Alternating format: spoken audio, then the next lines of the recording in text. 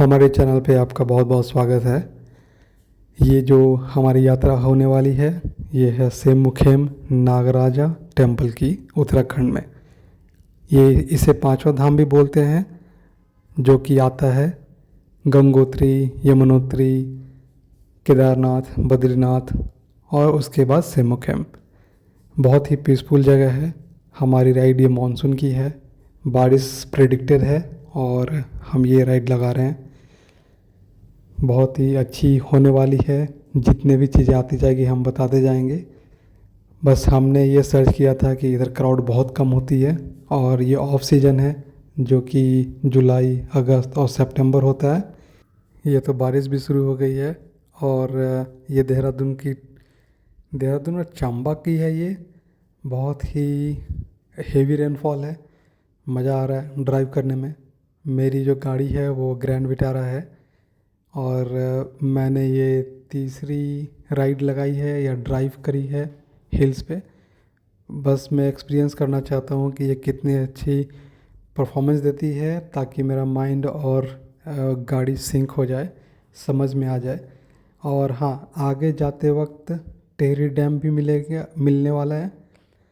Tehri dam तो नहीं जा रहा है, लेकिन टेहरी नदी के ऊपर से जाएंगे, वो भी हम आपको दिखाएंगे। तो कुर्सी की पेटी बांध लीजिए और आराम से हमें देखते रहिए। और हाँ, कृपया हमारे चैनल को सब्सक्राइब भी कर लें, बहुत मेहनत लगती है। इस हेवी रेनफॉल में तो मज़ा ही आ गया।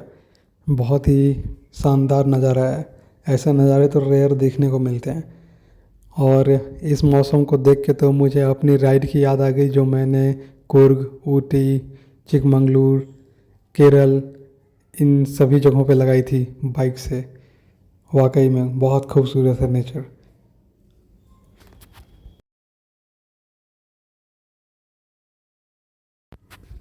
इस बारिश को देखकर मुझे मधुमलाई टाइगर रिजर्व की भी याद आती है, जब मैं ऊटी और केरल की तरफ की राइड लगाई। जुलाई, अगस्त और सितंबर ये ऑफ सीजन होते हैं। तो इस टाइम में अगर आप कहीं पे भी ड्राइव लगा रहे या घूमने को जा रहे, तो इस समय में आपको क्राउड भी कम मिलता है और बजट फ्रेंडली स्टे भी मिल जाता है।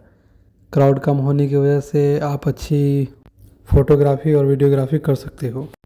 ये जो ट्रिप है दोस्तों, ये हमने कुरुक्षेत्र से लगाई है पूरे सेमुखेम नागराजा टेम्पल तक। और चूँकि ये जुलाई 23, 2026 है, तो सावन भी शुरू हो चुके हैं। जैसा कि अभी तक आपने देखा होगा, कांवड़ यात्रियों को उन्होंने अपनी यात्रा शुरू कर रखी है। तो आपको बहुत सारे कांवड़ियों का भी आना जाना दिखाई देगा इस वीडियो में। तो ये यात्रा जो है हमारी, वो कम से कम 10 से 11 घंटे की होने वाली है, या 12 घंटे की मैक्स। क्योंकि ये हिल ट्रेन एरिया है, हिल्स पे हमें राइड करनी है तो टाइम लगता है। तो प्रिपेयर्ड है और अच्छी बात है। कुछ अलग अलग ड्राइविंग एक्सपीरियंस मिलेगा मुझे, ताकि अगली हिल्स राइड के लिए तैयार रहूँ मैं। और गाड़ी की भी परफॉर्मेंस पता चलेगी, ताकि मैं अपने आप को ये तैयार रखूँ कि किस हिसाब से गाड़ी परफॉर्म करती है और कैसे मुझे हिल तक, मतलब कि बॉटम हिल टू या फुट हिल टू टॉप हिल तक जाने में ड्राइविंग एक्सपीरियंस का एक अलग चैप्टर जुड़ेगा। और हाँ दोस्तों, एक और चीज़ ये है कि आपको सेमुखेम जाते वक्त में हिल टू अनदर हिल ऐसा राइड है ये। मतलब एक पर्टिकुलर हिल नहीं है जिस पे आप फुट हिल से टॉप हिल तक जाओगे। ये पूरे अलग अलग हिल, मल्टीपल हिल्स हैं जो कि बाई रोड कनेक्टेड हैं, और मुझे उस तरह से लेकर जाना है। ओह माय गॉड, ये तो एकदम हिल स्टेशन की फीलिंग आ गई भाई।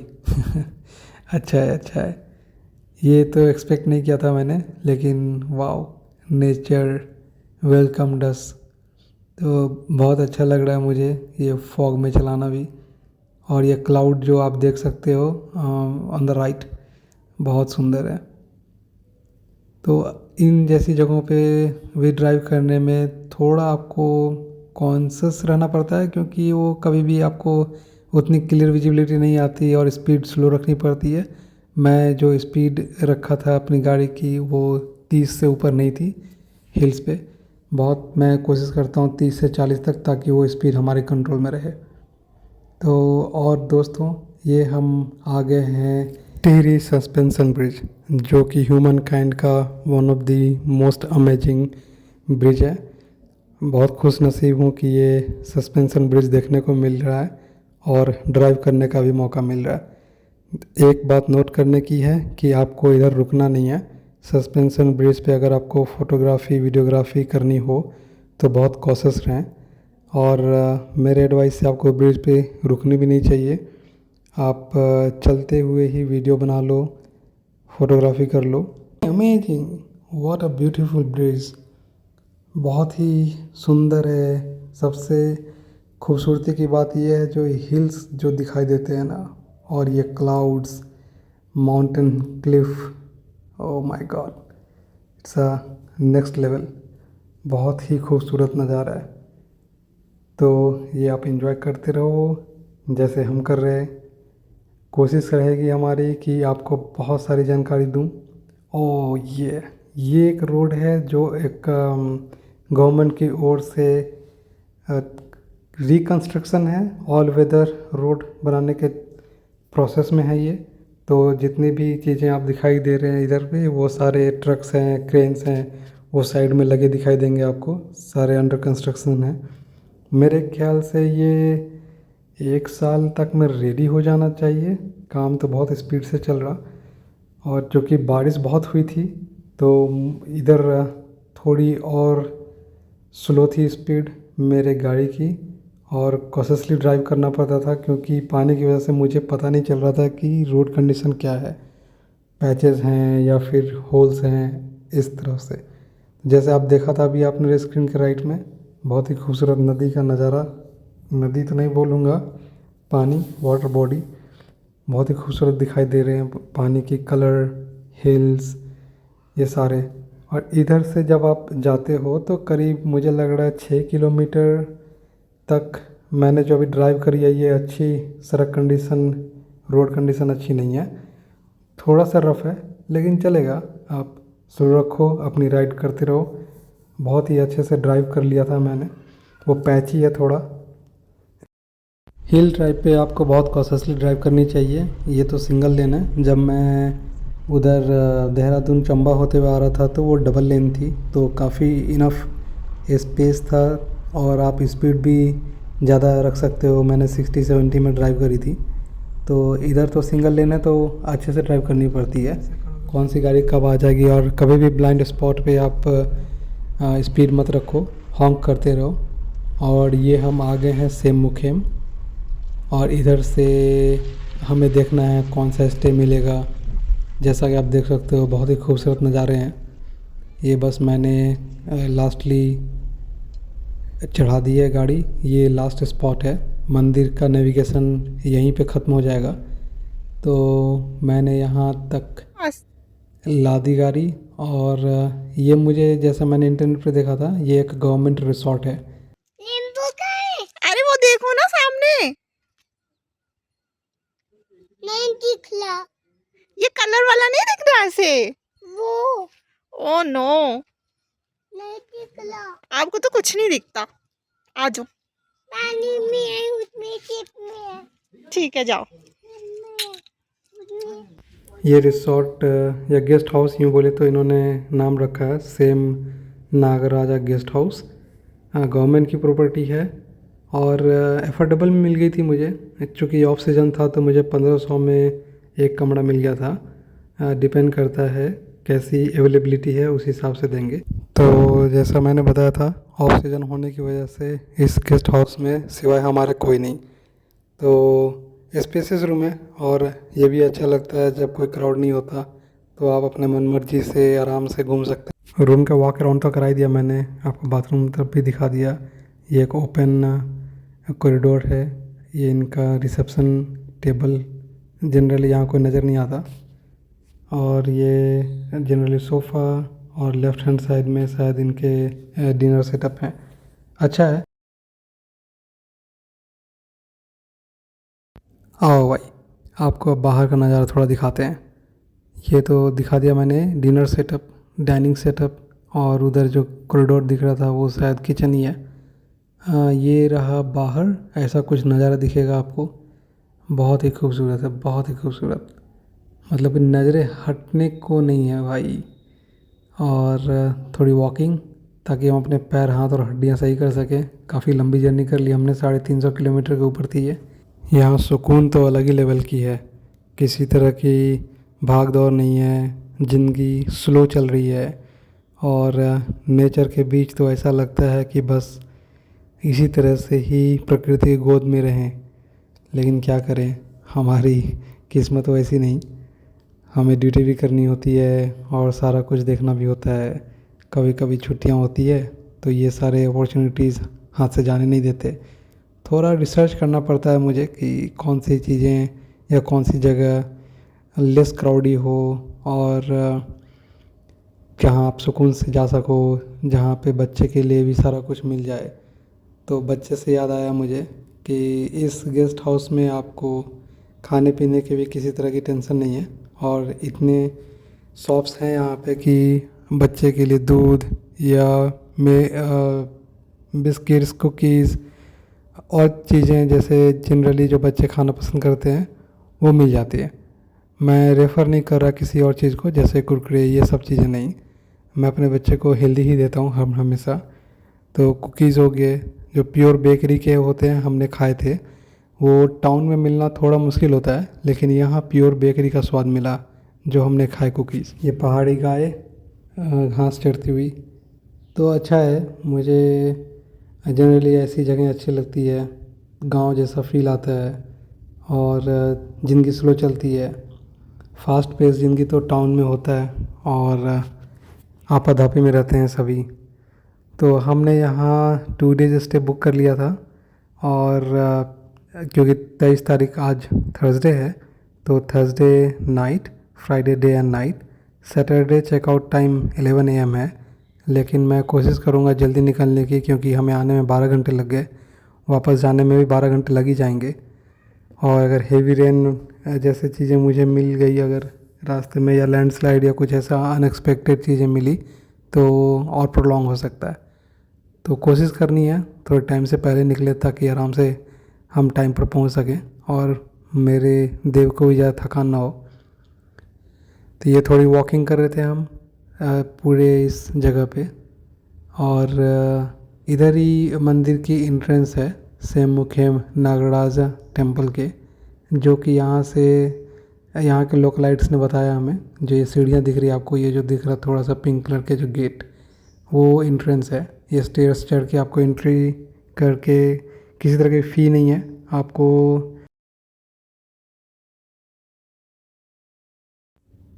तो इधर से हम थोड़े वॉक करके देव के साथ चीज़ें थोड़ा एक्सप्लोर करते हुए अंदर कमरे से देखना चाह रहे हैं।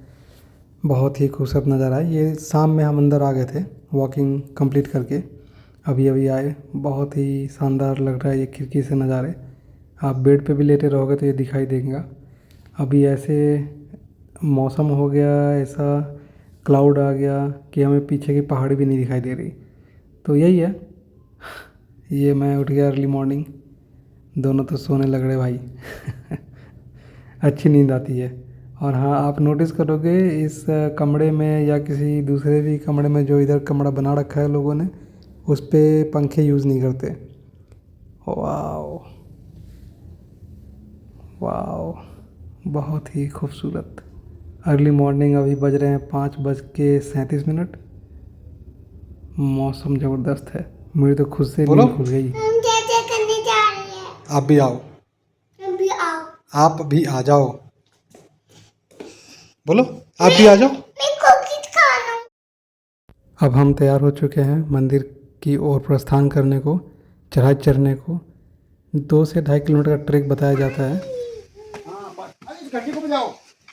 उठा के बजे उठा के।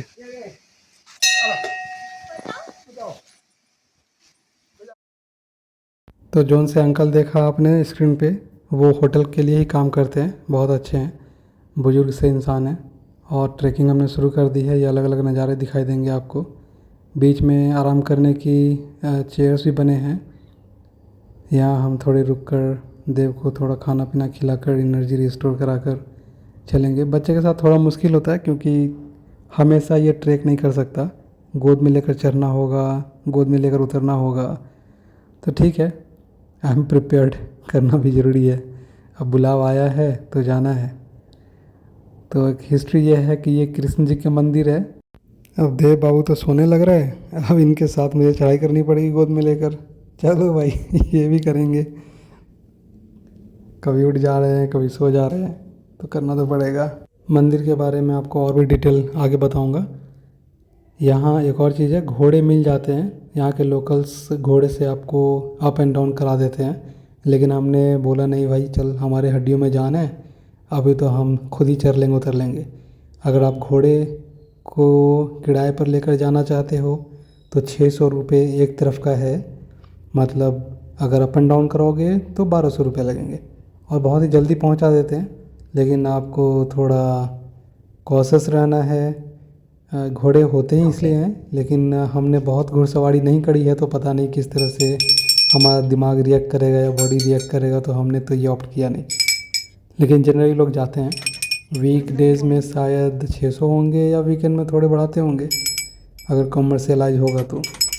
ये एक और स्पॉट है जहाँ हम थोड़ा ठहर के रेस्ट किया हमने, करीब आधे घंटे। थकान तो हो गई थी, बेटू को लेकर चढ़ना था तो थोड़ी थकान तो महसूस होती है बहुत।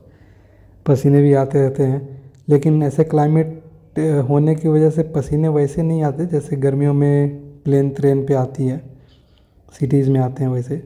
ये हमने ऑलमोस्ट चढ़ाई कंप्लीट कर ली है 80% यहाँ से, या 90% मोस्टली। ये इस तरह से कुछ बाउंड्री बने हैं और ऊपर की चढ़ाई करनी है।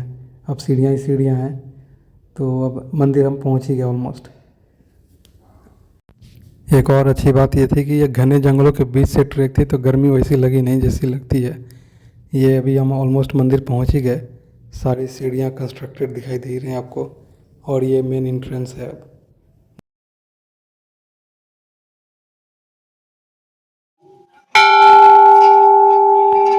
ये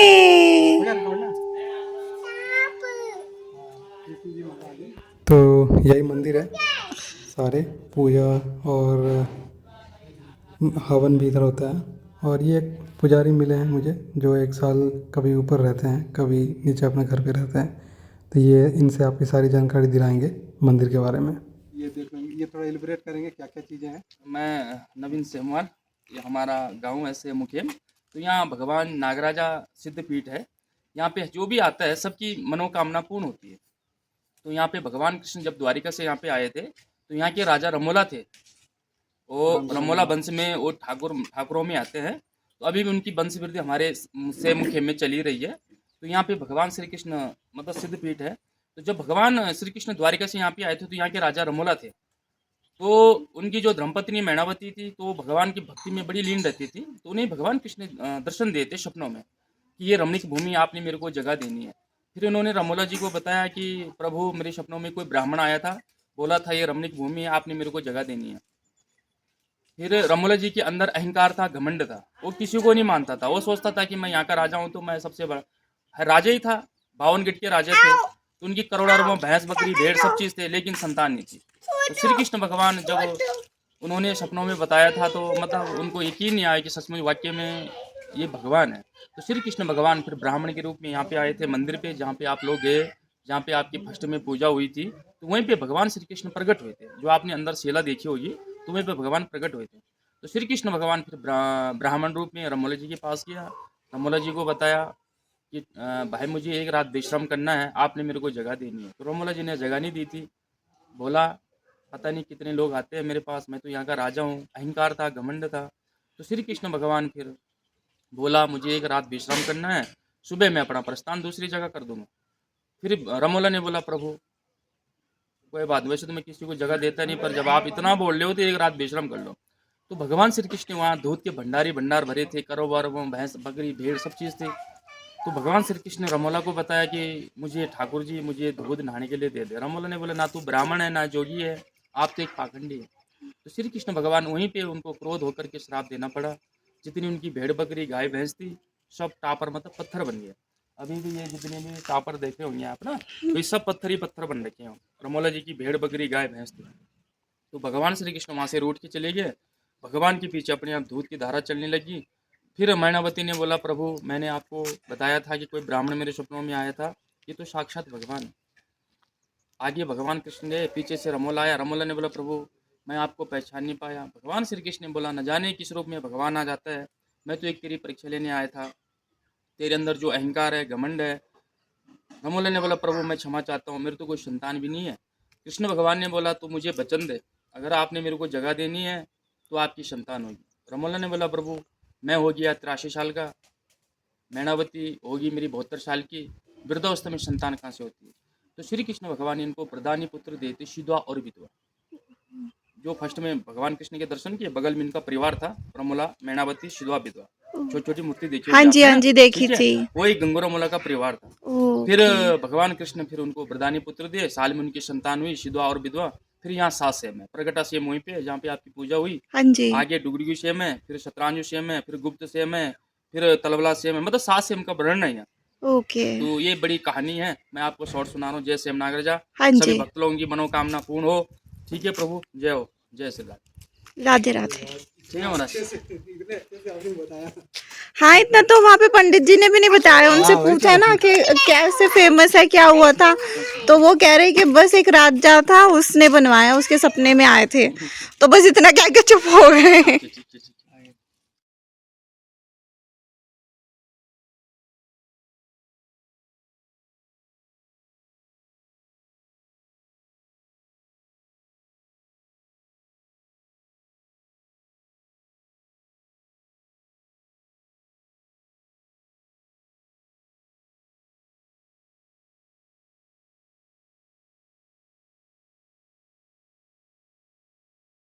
पीवीसी पैनल लगा रखे, सब चीज ऊपर, सब ये मुझे पता ही ना, मुझे वही एकदम शुरू में दिख जाती है।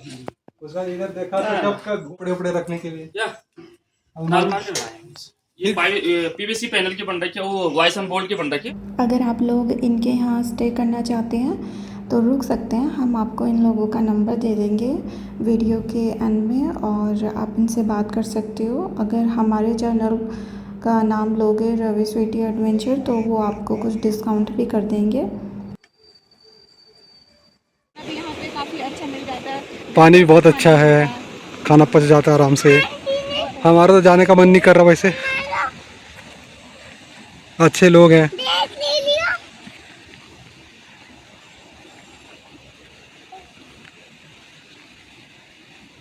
यहाँ से पानी निकलती है शायद, देखेंगे। यहाँ से है, मुझे लगा ऊपर से नहीं है। देखें जरा,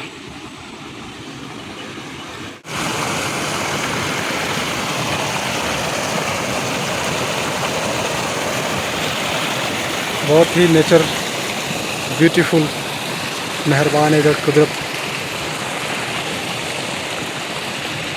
तो हम अभी ऊपर भी चलेंगे, देखेंगे।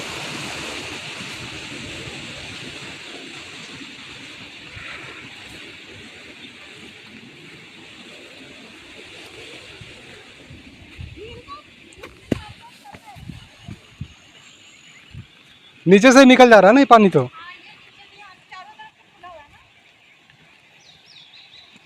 ऐसा कुछ दिखाई देता है। सोलर पैनल भी लगा रखा है उन्होंने, और ये इधर से भी पानी का सोर्स है, ऊपर से पानी आ जाते हैं।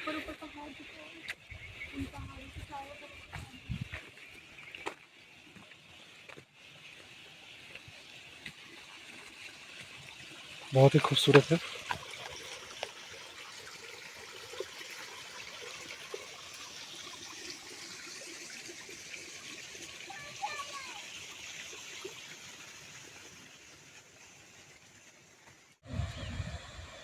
ये रही, बहुत बहुत बहुत खूबसूरत। देखो बादल आ रहे हैं ऊपर से। एक्चुअली जाने का भी मन नहीं करता, ये बादल आ रहा है। आज सैटरडे है और हमारे अलविदा कहने का टाइम आ गया है। तो अब मैं गाड़ी में सारी सामान लोड करने हैं, तो इसे गेट के पास पार्क करके और सारे सामान लोड करेंगे, फिर चलेंगे। अभी बज रहे हैं 9:02 जो आपको स्क्रीन पे दिखाई दे रहा। तो अब चलने का समय हो गया है। पानी वानी भरेंगे पहाड़ी 8 लीटर की बोतलों में। ये शुद्ध पानी पीने के लिए होता है, तो हमने इसीलिए सोचा कि ले लो, बार बार तो मौका मिलेगा नहीं। अभी सुबह के 9 बजे हैं और हम यहाँ पे रिकॉर्डिंग कर रहे हैं डैश कैम से। आसपास के जो पहाड़ हैं वो उसमें दिखाई देंगे हमारी कैमरे के अंदर। फिर हम एक या 2 घंटे के बाद घर के लिए निकलेंगे और हमें यहाँ के बहुत अच्छा लगा। बच्चे के साथ हमने यहाँ पे काफ़ी इन्जॉय किया। यहाँ के लोग भी बहुत अच्छे हैं, काफ़ी कम रश है, गिने चुने से लोग हैं। यहाँ पे 4-5 दुकानें हैं।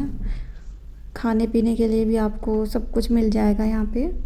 वेजिटेरियन फूड यहाँ पे ज़्यादा प्रेफर है लोगों का। और यहाँ के लोकल फूड में भी आपको हरी सब्जी, दाल, रोटी, चावल सब कुछ मिलेगा।